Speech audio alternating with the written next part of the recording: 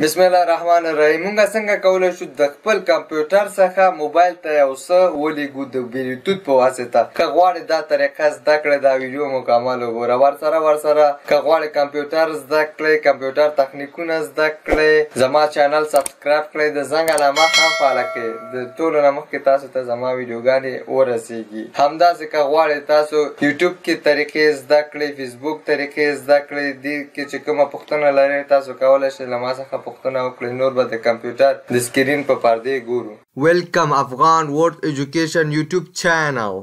بسم الله الرحمن الرحیم. نوټیفیکیشن ساحې ته به راشئ. کله چې دلته راغلی بلوتوت به آن کې او لیفټ کلیک به پرې ووهئ، ګو ټو سیټینګ.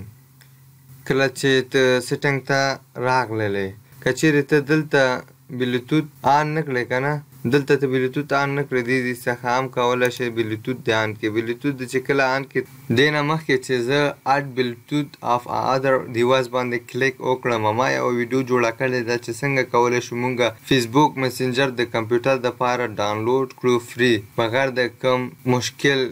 که چیرې دا ویډیو مو خوښه وه، آی بټن سره تاسو ته پرېږدم نورې ویډیوګانې هم د آی بټن سره دې وګورئ. که چیرې خوښ هم شي هماغه دې ویډیو نه بعد هغه ویډیوګانې هم وګورئ، یو څه ترېنه زده کړئ. ته به اډ بلوتوت او ادر ډیوایس سمه ده، دلته به ووایې دا آپشن در سره راځي اډ ډیوایس.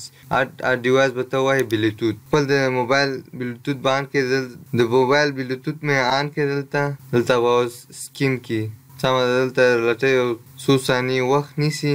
دلته ما سره بلوتوت پیدا که اوپو آی 3S دا چې پیدا که، په دې به ته رایټ کلیک ووهې. کله چې رایټ کلیک ووهه مونږ سره به دلته راځي کنیکټ. کله چې کنیکټ راغی تا موبایل ته یو میسج راځي، هغه به اوکې کې ته ورسره سمه ده. کله چې اوکې شو دې نه بعد به ته په ډن باندې کلیک وکړې. دلته ګورو چې مونږ سره اضافه شوی یا نه دی. وګوره مونږ سره دلته اضافه شوی او فعلا مونږ سره کنیکټ دی. سمه ده. زه اوس غواړم چې کمپیوټر څخه دې ته یو څه ولیږم. دا مې نیمیس کومه، غواړم زه دغه عکس ولیږم. لیفټ کلیک به ووهئ. لیفټ کلیک نه بعد به ته راشئ سینډ ټو بلوتوت ډیوایس. په دې به ووهئ کوم مونږ سره فعلا فعال دی، کوم ډیوایس ته لیږي مونږ اوپو آی 3S. دا به رایټ کلیک ووهئ، دې نه بعد به په نیکسټ ووهئ. نیکسټ چې کله ووهه دلته مونږ سره آپشن راځي، دلته میسج راځي موبایل ته ځمه، زه دا ورسره منمه. سمه ده، یس وهمه. دا ما سره حرکت کوي. په دغه اسانه طریقې مونږ کولی شو د کمپیوټر څخه موبایل ته بلوتوت وکړو. هغه مونږ سره ډېر په کامیابۍ سره ورسېدی. تقریبا 6 MB سایز یې درلود. فینش به ووهئ. په دغه اسان طریقې سره مونږ کولی شو د کمپیوټر څخه موبایل ته یو څه ولیږو. که چیرې کومه پوښتنه لرئ په کمنټ کې راته ولیکئ. سمه ده. ښه ورځ ولرئ. خدای پامان.